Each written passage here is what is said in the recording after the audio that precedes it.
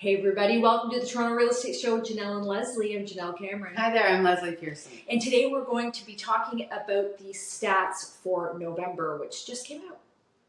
Hey everybody, thank you so much for tuning in. Welcome back. Well, we've got a new setup today.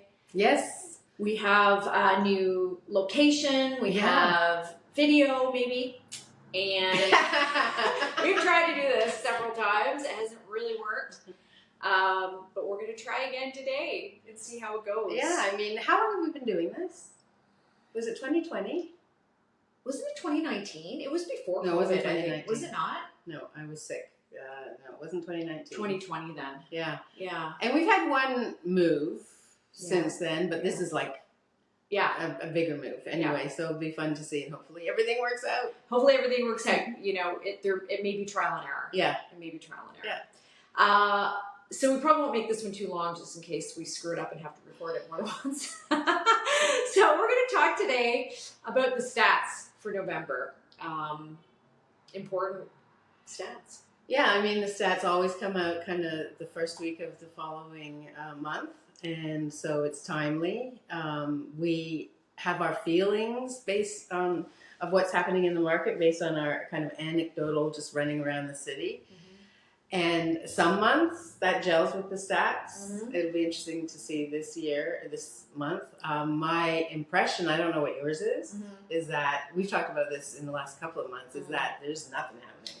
It's slow. Yeah. Yeah. It feels like it's perpetually Christmas, which is like, you know, when things are really, really slow. Except maybe not so jolly. Not so jolly. Yeah. But slow. Yeah, it feels like Christmas or August.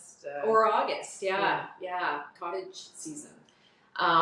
So that's been strange, but well, let's talk about it. So not really a lot of surprises. I mean, it's been basically the same thing month after month now, except for one change. Yeah. Since when? Since I'd say 6 or 7 months. Yeah. You know, everybody knows. Prices went down for the last year or so, and then they started to climb back up a little bit. And all right, one adjustment is next time not have a blanket over your legs. Leslie's staying warm. This location is cold. So yeah, one of the things that we saw, prices go down, they started to come back up, and then in addition to that, we had a fair bit of fluctuation in the sales volume. That sort of started to drop, and then it kind of went back up, and then it dropped. So what we saw in November was a further decline in sales volume, and we've seen that for several months in a row. Yeah. Also an increase of listings. Yeah. So one of the things we look at as realtors really is the difference between a buyer's market and a seller's market or neutral market is, you know, how many months supply do we have? Traditionally, 6 months of supply means you're in a officially in a buyer's market. And it's not the case in every neighborhood, but I did just as an aside, looked at downtown today, and we have about 8 months worth of supply. Right. Yeah. Yeah, I'm feeling that. Oh yeah, the downtown condo space is slow for sure. So yeah, let's kind of go over this. You know, TREB talks a lot about in this month's report, as they have in the past, about the fact that it's all related to these high borrowing costs, and we know interest rates are up. But in addition to that, I think there's just a lot of trepidation and uncertainty and nervousness about the market, and so that has finally reflected in how people are dealing with real estate this year. I do feel still that the new year will be better, and we both said that.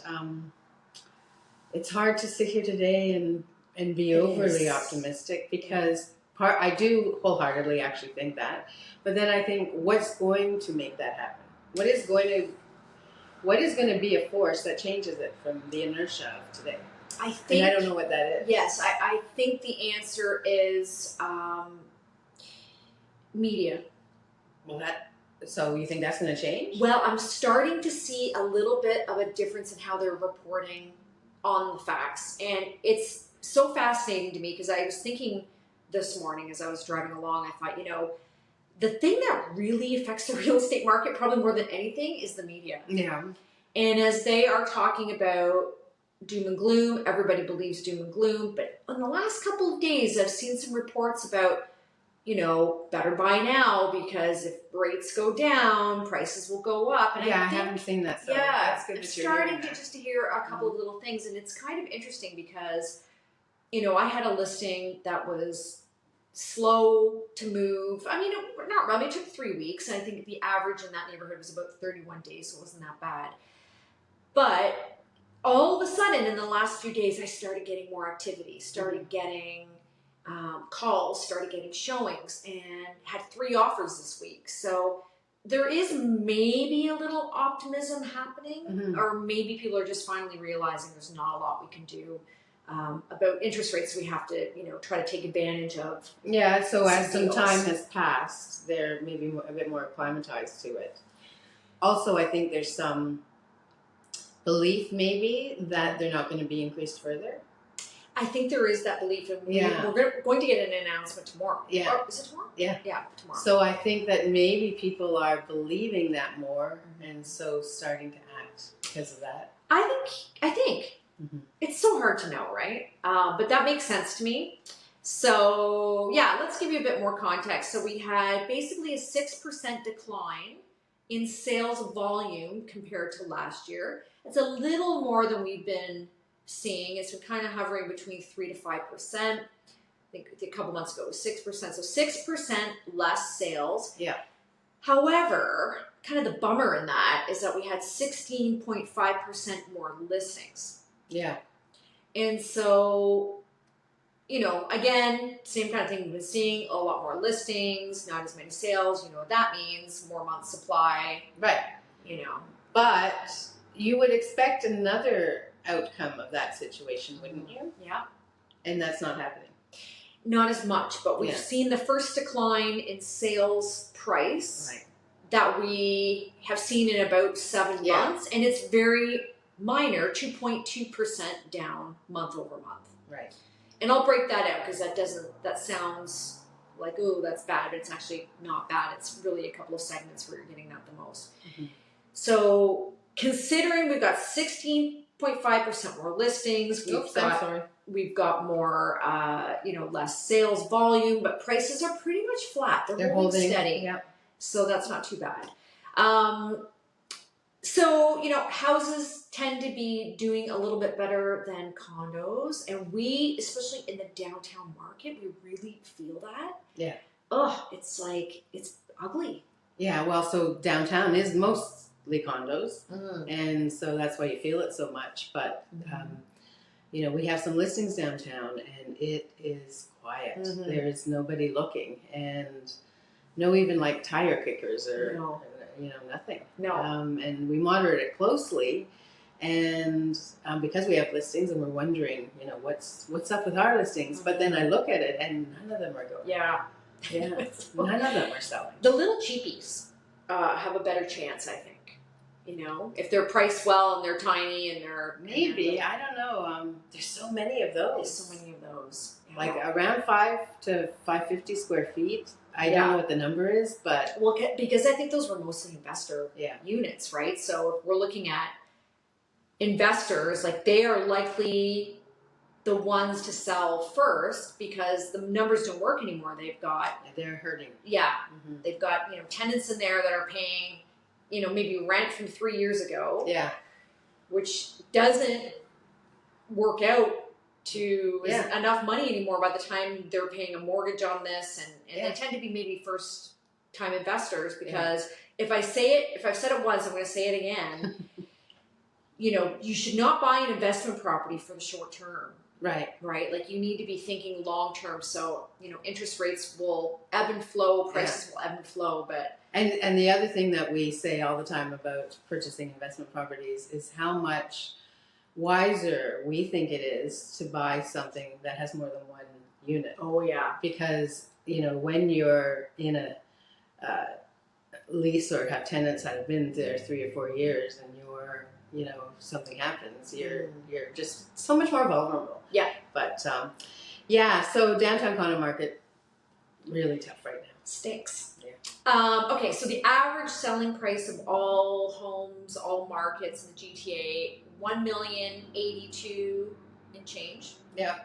Still pretty high, right? Yeah. Now let's break that out because I think this is where we get kind of, where it makes most sense. So the best market was detached homes in the 416. They averaged 1.6 million. Yeah. And they were up 3.5%. So if you have a detached property in the 416 over the last several months, that's been kind of the winner. Mm-hmm. 905, 1.333. That was up just a tiny hair at 0.3%. Yeah. We had success in the semi-detached market as well. The price in Toronto, 1.217.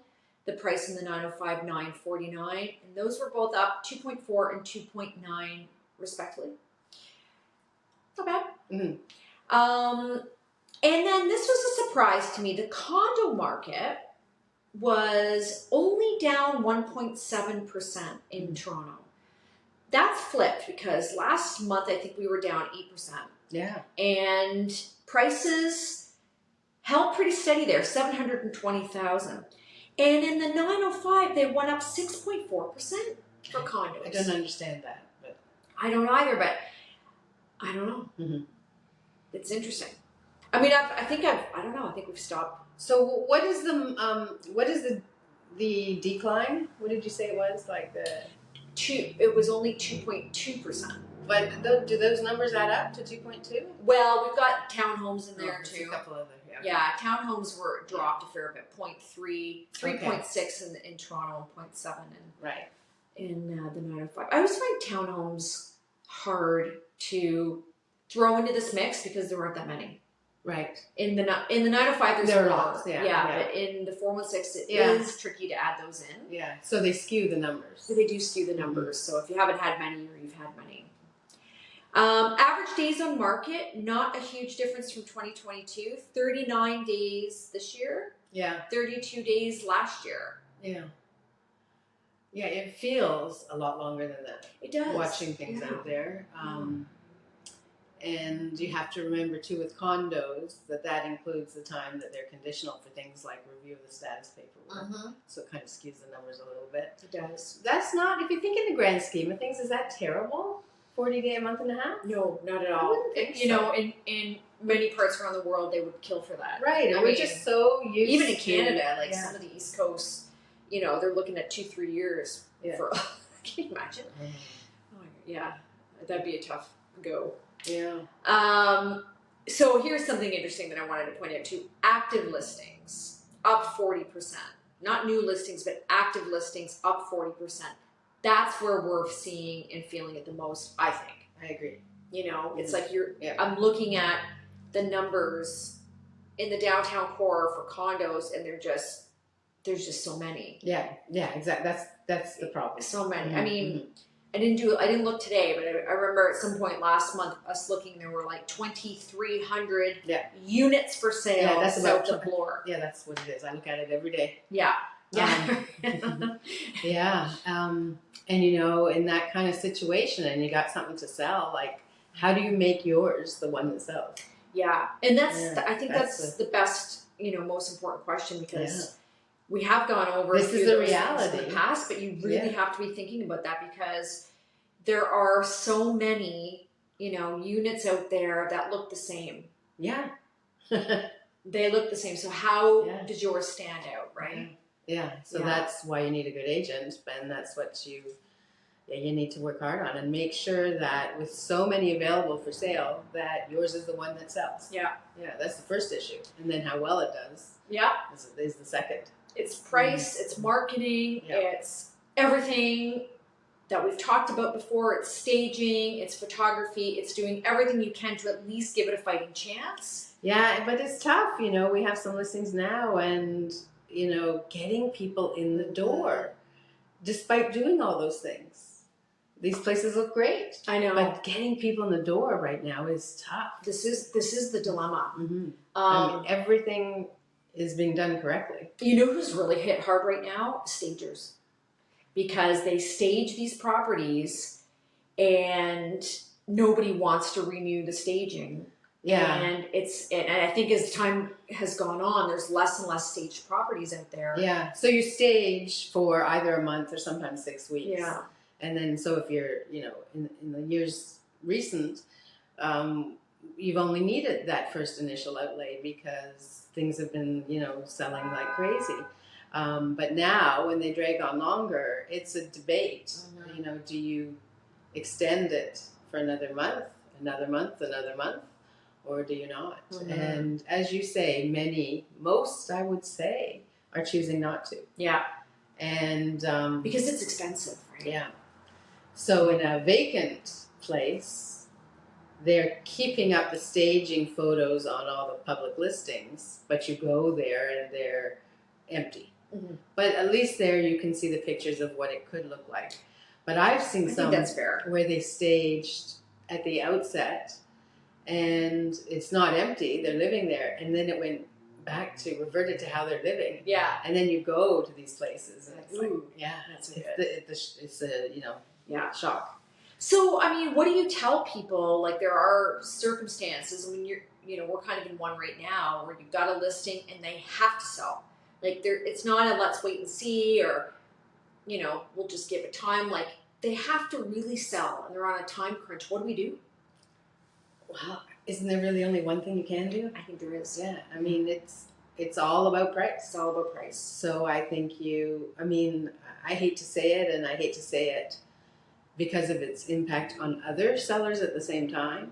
But if you're in that kind of pressing, urgent deadline situation, you got to think earlier than you might have in the past about reducing your price. Yeah.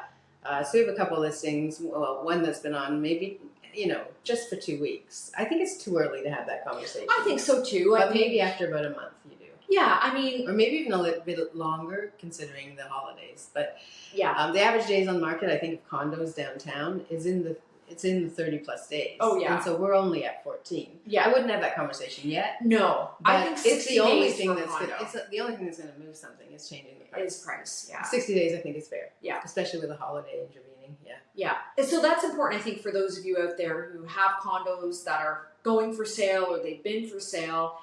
You've got to really just be patient, right? Patience is the name of the game. I mean, this could take way longer than we're used to, way longer than we want.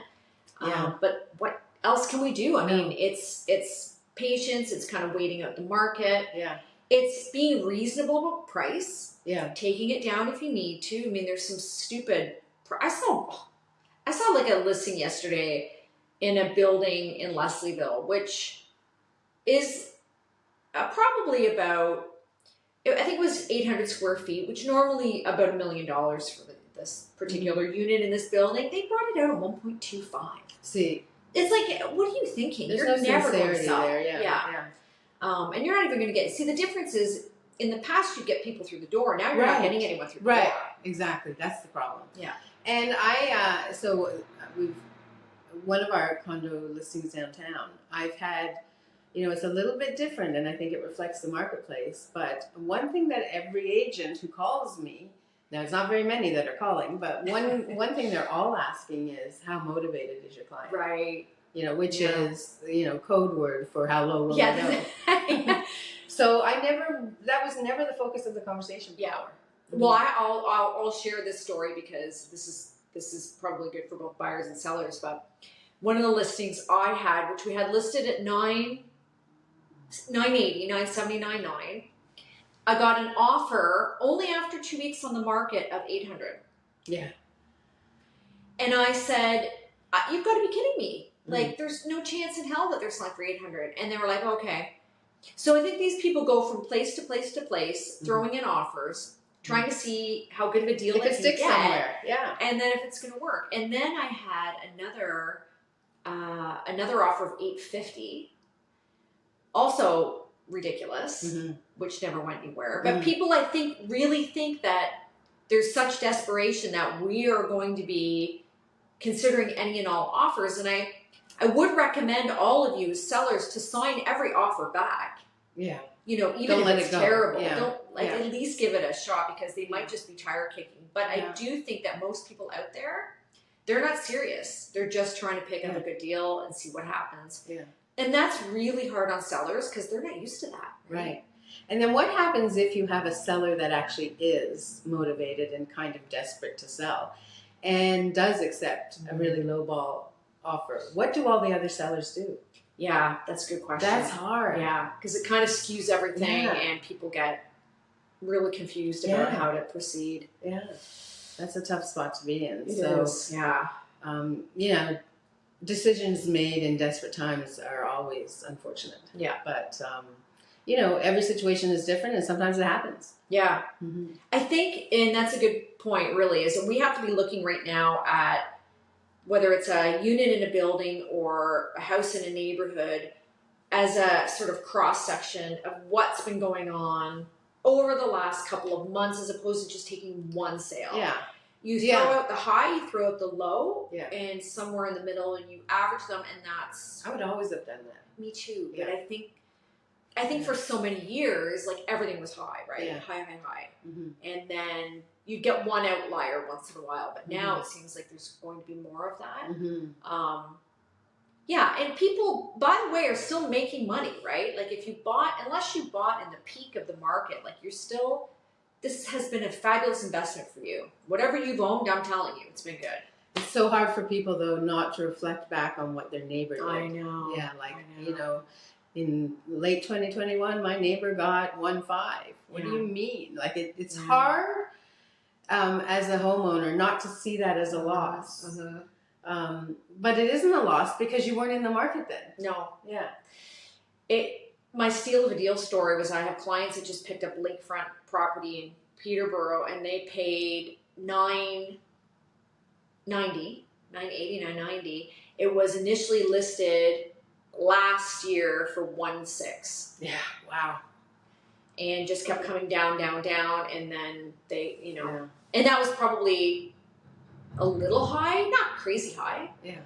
And now, I'm getting it for such a good price. So I think there are deals. Like, I'm not saying there aren't deals, because obviously we've had opportunity, but we wouldn't have offered 900 on a 1.6. You know, it had to come down in price for us to kind of see, oh, okay, this is something I should jump on.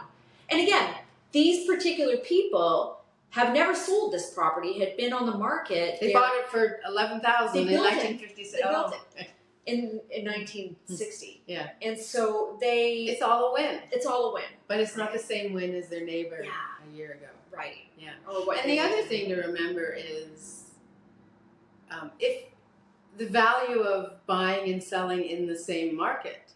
So you're going to have the same, like, it's all relative. That's right. And if you buy and sell in the same market, like, you're okay, right? You should be. I mean, you don't want to sell in this and then buy when it's high. You want to do it in the same market. You don't want to sell a condo by a house. Right. Because I think you might take more of a hit on the condo. Right, and houses are holding a bit firmer. Right. I mean, if that's what you're doing and that's your lifestyle, and you definitely don't want to buy that house before you sell your condo if you need the money for your purchase. Right. That's lesson number one. In this market, if you've got a downtown condo, you should not be buying first. Exactly. And who knows? I mean, you just don't know. I think if you have a house, it's risky. There's kind of ways around it, but a condo for sure. Like, you definitely want to be selling first. Yeah. And that's all not always the same. So that changes by market. Yeah. And it's just the market we're in right now. Yeah. Could change again tomorrow. Yeah. Now, on the other hand, the average days on market of downtown condos is only 39 days. Yeah. Yeah. Well, that's for the ones that are selling, right? And it doesn't include the active listings that are up 40%. Yeah. I think there's so many nuances here, right? Like, where you are, what you've got, how you are going to go about getting it ready, timing. Like, there's so many things you have to think about. You can't just blanket every sale the same or every purchase the same. I think, be smart about it. Do your research, listen to your realtor, make sure you understand fully what's going on. Yeah. And so you're not overwhelmed, with information. Mm-hmm. Yeah. Yeah. I think that's it. I mean, these are unique times in our recent history of Ontario real estate. So there's some adjustment and some learning on everybody's part. Yeah. But including ours. Yeah. And then we throw in a bunch of new rules on top of that, which we have. Yeah. New rules. That just came into effect last Friday. I'm not even sure I have the bandwidth to talk about that right now. No. And new forms. And then we have a new system because we're not going to have Stratus anymore. Yeah. We've got some of their new. I don't know if people care about our processes. They don't care, but I'm just complaining. I think that some of the change, I mean, the rule changes that Jenelle's referring to that came into effect last week, I think should be of interest to the general public. Let's podcast about that next week, because I think that would be a really good. Yeah, I could maybe learn it by then. Yeah, maybe not. Yeah. Well, I think you're the expert.